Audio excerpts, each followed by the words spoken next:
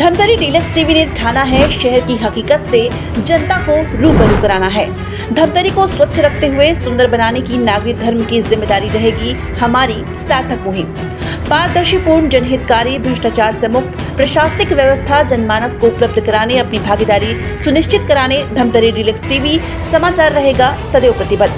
भ्रष्टाचारियों की, राज माफियाओं की साज वास्तविकता की प्रमाणित काज सुधीर गुप्ता के साथ धमतरी डीलक्स टीवी बनेगी बेधड़क, बुलंद, बेखौफ आवाज।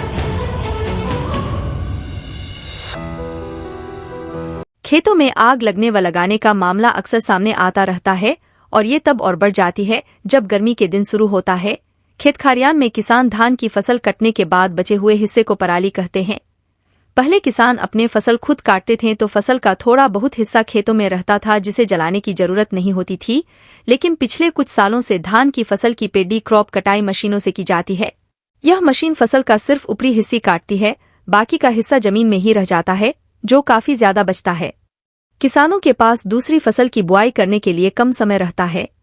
ऐसे इन पराली को वो काटने के बजाय जला देते हैं, जिनसे पर्यावरण प्रभावित तो होता ही है, साथ ही मिट्टी में कई जीव जंतु रहते हैं, वो खत्म हो जाता है। जिन्हें देखते हुए कृषि विभाग ने जिले के किसानों को आगाह कर रहे हैं कि खेतों में पराली न जलाए। लगातार मिल रही शिकायत के बाद विभाग ने टीम गठित कर किसानों को पराली न जलाने को लेकर कर रहे हैं अपील। विभाग ने पराली जलाने के कानून के मुताबिक अर्थदंड का भी रखा है। यदि कोई भी अपने खेतों में पराली जलाते हैं तो उन्हें 2500 से लेकर 15,000 तक अर्थदंड देना होगा। सूत्रों के अनुसार पराली के राख से खेत की मिट्टी में पाया जाने वाला राइजोबिया बैक्टीरिया पर खराब असर पड़ता है। इस बैक्टीरिया द्वारा ही नाइट्रोजन जमीन तक पहुंचाता है, जिससे पैदावार क्षमता बढ़ती है। पराली जलाने से मिट्टी में हुए नुकसान से फसलों की पैदावार पर कम हो जाती है। भारत में खेत में पराली जलाना भारतीय दंड संहिता की धारा 188 IPC 188 के तहत गैरकानूनी माना गया है। दोषी पाए जाने पर इस धारा के तहत 6 महीने का कारावास या 15,000 रुपए का जुर्माना हो सकता है। बता दें कि गर्मी लगते ही अक्सर देखा जाता है कि खेतों में पराली जलाने का सिलसिला लगातार जारी रहता है। भले ही किसान अपने खेतों को साफ करने के लिए पराली जलाते हैं, लेकिन इससे वातावरण के साथ साथ पर्यावरण सहित मिट्टी को भी क्षति पहुंचता है। किसानों को चाहिए कि अपने अपने क्षेत्र को पराली जलाकर दूषित न करे, किसी अन्य प्रकार से खेतों का सफाई करना चाहिए। यदि इसी प्रकार से पराली जलाते गए तो आगे निश्चित ही बहुत ही बुरा असर वातावरण में देखने को मिलेगा। इन्हीं के मद्देनजर कृषि विभाग ने पराली जलाने को रोकने के लिए ही अर्थदंड देने का योजना बनाया है। बहरहाल क्या विभाग के अर्थदंड वाली दाव से पराली जलाना सच में रुकता है या नहीं, ये देखना होगा।